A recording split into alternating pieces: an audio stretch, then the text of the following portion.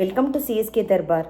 இன்றைக்கி நம்ம என்ன டாபிக் பேச போகிறோன்னா, நேற்று சோஷியல் மீடியாவில் 2 நியூஸ் படித்தேங்க. ரெண்டுமே மனசுக்கு ரொம்ப கஷ்டமாக இருந்தது. ரெண்டுமே குழந்தைங்கள ரிலேட் பண்ணின நியூஸ் தான். ஃபஸ்ட்டு வந்து அகமதாபாத்தில் ஒரு ஸ்கூலில் 15 இயர் ஓல்டு கேர்ளு, அதாவது 10வது தான் அந்த குழந்தை படிக்குது. அந்த குழந்தை வந்து ஒரு பெண் குழந்தை, 15 வயசு தான் ஆகுது அந்த பொண்ணுக்கு. அந்த பொண்ணு வந்து அந்த விஷுவல் பார்க்குறேன் ட்விட்டரில். சாதாரணமாக கேஷுவலாக நடந்து வந்துட்டுருக்காங்க அந்த குழந்தை. திடீர்னு நோ பாயிண்ட்டுங்க, அந்த 4th ஃப்ளோர்லேருந்து அப்படியே ஜம்ப் பண்ணி குதிச்சிருச்சு. என்ன மன அழுத்தத்தில் இருந்தது, என்ன ஒன்றுமே புரியலைங்க. பார்க்கவே பதறுது. ஆக்சுவலாக எத்தனை பேர்த்துக்கு வந்து இதே ஏஜில் பெண் குழந்தைங்க இருக்கும், அவங்க மனநிலையெல்லாம் எப்படி இருக்கும், அவங்க அம்மாவுக்கு பார்க்க எப்படி இருக்கும்னு யோசிச்சு பாருங்களேன். இதில் வந்து அந்த அந்த அந்த பொண்ணு வந்துட்டு 1 மாதமாக வந்து ஸ்கூலுக்கே வரல போல இருக்குது, ஆப்சண்ட் ஆகிட்டே இருந்திருக்கு போல இருக்குது, இர்ரெகுலரான அட்டண்டன்ஸில் தான் இருந்திருக்கு அந்த பொண்ணு. அப்புறம் ஒரு 1 வீக்குக்கு முன்னாடி தான் கிளாஸ்க்கு வந்திருக்கு. வந்து இன்டர்வெல்லாம் அது பாட்டு. ஆனால் நீங்கள் அந்த பொண்ணோட அந்த வீடியோவை பார்த்தா, அந்த பொண்ணு நடந்து வர சமயத்துலலாம் ஒரு ஃபியூ செகண்ட்ஸ் தான் வருது அந்த வீடியோ. நடந்து வரும்போதெல்லாம் சாதாரணமாக ஒன்றும் இதுவே பதட்டமே இல்லை. சாதாரணமாக நம்ம எப்படி நடந்து வருவோமோ அதே மாதிரியே நடந்து வருது. கேஷுவலாக நம்ம படியேறுற மாதிரி ஏறி அப்படியே குதிச்சிருச்சுங்க. யாருக்குமே ஒரு ஹிண்ட்டு கூட கிடைக்கல. இத்தனைக்கும் அந்த பொன் குழந்தைய சுற்றி அத்தனை டீச்சர்ஸ், அத்தனை ஸ்டூடெண்ட்ஸ் இருக்காங்க. ஏன்னா இந்த பொண்ணு வந்து எந்த சிம்டமும் கொடுக்கல, சாதாரணமாக நடந்து வருது. அப்படின்னா என்ன மன அழுத்தத்தில் இருக்கணும், என்ன இந்த காலத்து குழந்தைங்க அண்டர்கோ பண்ணுறாங்க. இதெல்லாம் பார்க்கும்போது மனசுக்கு ரொம்ப பதறுது ஆக்சுவலாக வந்துட்டு. இந்த மாதிரி இது மாதிரி இதுன்னு இல்லை, நிறையா கேசஸ் நம்ம படிக்கிறோம். குழந்தைங்க மன அழுத்தத்தில் இருக்குது அப்படின்னு சொல்லிட்டு. படிப்புனால மன அழுத்தமா, இல்லை இந்த குழந்தைங்க வந்து ஏதாவது டீச்சர்ஸ் சின்னதை நம்ம காலத்துலலாம் நானாக கம்பேர் பண்ணலை. எகெயின் நம்ம காலத்துலலாம் டீச்சர்ஸ் வந்து பயங்கரமாக வெளுப்பாங்க, அதுக்கே நம்ம ஒன்றும் அசந்தது கிடையாது.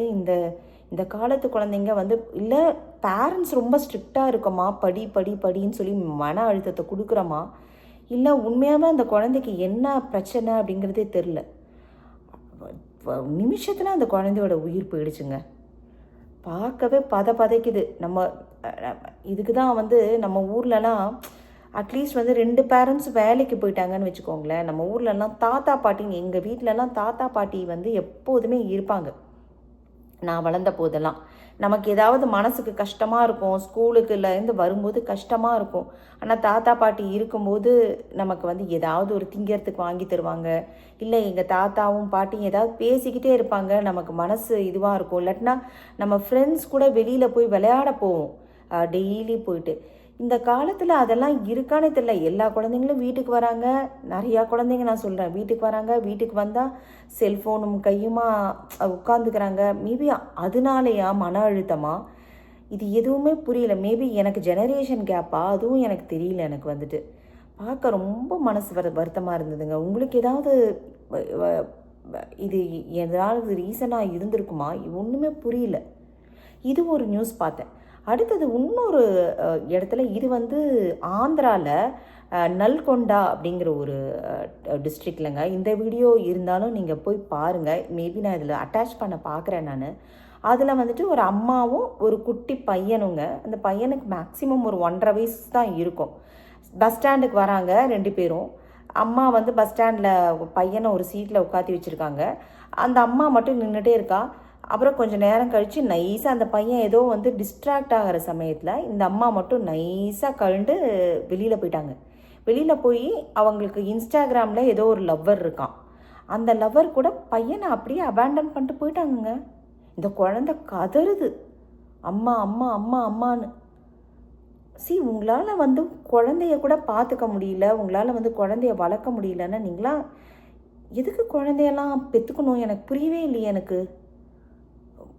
உங்களோட ரெஸ்பான்சிபிலிட்டி இல்லை அது. நீங்கள் இந்த உலகுக்கு கொண்டு வந்துட்டீங்க, நீங்கள் வந்து இந்த உலகத்துக்கு. அப்புறம் அவங்கள வந்து இந்த குழந்தை வந்து சிசிடிவியில் பார்த்து போலீஸ் வந்து சரின்னு இதுதான் உங்கள் அம்மாவாங்கிறது, அந்த குழந்தை அம்மா அம்மான்னு அழுதுக்கு, மம்மின்னு. அதுக்கு பிறகு அவங்க அம்மாவையும் அந்த பாய் ஃப்ரெண்டுங்கிற சொன்னான். அந்த அந்த பொண்ணு பேர் நவீனா, இந்த குழந்தை பேர் தனுஷ்.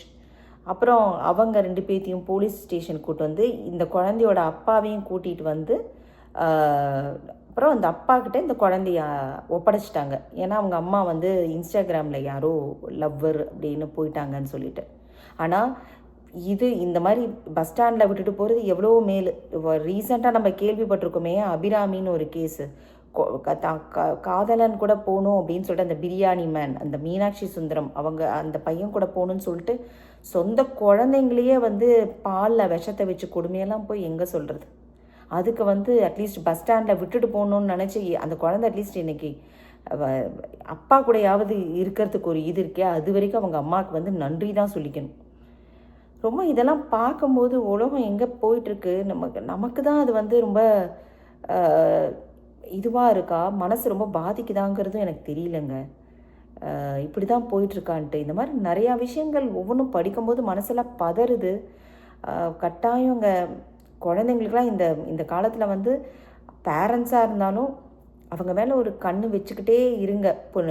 பொன் குழந்தைங்களாக இருந்தாலும் பையன் குழந்தைங்களாக இருந்தாலும் அவங்க என்ன பண்ணுறாங்க, அவங்க படிக்கலைன்னா தட்ஸ் ஓகேங்க, வேறு ஏதாவது எப்படியாவது லைஃப்பில் முன்னேறலான்னு சொல்லிட்டு ஒரு தெம்பை கொடுத்து குழந்தைங்கள கூட்டிகிட்டு வர்றது தான் நல்லது. ஈவன் நான் அந்த என்ன காரணம்னு தெரில, நான் சொல்கிறேன் அட்லீஸ்ட் வாரத்தில் ஒரு தடவை வெளியில் கூட்டிகிட்டு போய் சாப்பிட கூட்டிகிட்டு போகிறது. அம்மா அப்பாக்கள் தாங்க மெயினாக வந்து இதில் ரோல் ப்ளே பண்ண முடியும். யார் இல்லாட்டினா தாத்தா பாட்டி இருந்தாங்கன்னா அவங்க ப்ளே பண்ணுவாங்க கட்டாயம். ஏன்னா அவங்க இருந்த வரைக்கும். ஆனால் மேபி இந்த ஜெனரேஷன் மாறிடுச்சு. ஸோ நம்ம ரொம்ப தாத்தா பாட்டியை வச்சுக்கோங்களேன், நம்ம சொல்கிறதுக்கு யாரும் கிடையாது, அவங்கவுங்க லைஃப்னு வச்சுக்கோங்களேன். ஆனால் அந்த காலத்துலலாம் எங்களுக்கு தாத்தா பாட்டி இருந்தது ஒரு வந்து ஸ்ட்ரெஸ் பஸ்டராக இருக்கும். இந்த காலத்தில் அது எல்லாமே மாறினதுனால தெரியலை. நான் இன்க்ளூடிங் என்னையும் சேர்த்து தான் நான் சொல்கிறேன். மனசுக்கு ரொம்ப வேதனையாக இருந்தது, உங்கள்கிட்ட ஷேர் பண்ணிக்கணும் இதை நினச்சேன். அதனால இந்த டாப்பிக்கை கொண்டு வந்தேன். மீன்வெல் அந்த அபிராமி அந்த 2 குழந்தைங்களை கொன்ன அவங்களுக்கு வந்துட்டு ஆயுள் தண்டனை கிடச்சிருக்கு. கட்டாயம் இந்த தண்டனை வந்து வரவேற்கக்கூடியது தான். மனசாட்சியே இல்லாமல் ஒரு 2 குழந்தைங்கள வந்து ஜஸ்ட் பிகாஸ் லவ்வர் கூட நீ அட்லீஸ்ட் விட்டுட்டாவது போயிருந்துருக்கலாம், அந்த குழந்தைங்க எனக்கு உயிரோடு இருந்திருக்கும். அது இல்லாமல் அந்த குழந்தைங்கள வந்து விஷத்தில் வச்சு கொள்றதெல்லாம் எங்கே போய் சொல்கிறது. கரெக்டான தண்டனை தான் அவங்களுக்கு. அது கொஞ்சம் ஆறுதலை கொடுத்தது, அவங்களுக்கு கொடுத்த தண்டனையை வந்து ஆறுதலை கொடுத்தது. நீதிபதியை வந்து பாராட்டணும். தேங்க்ஸ் ஃபார் வாட்சிங்.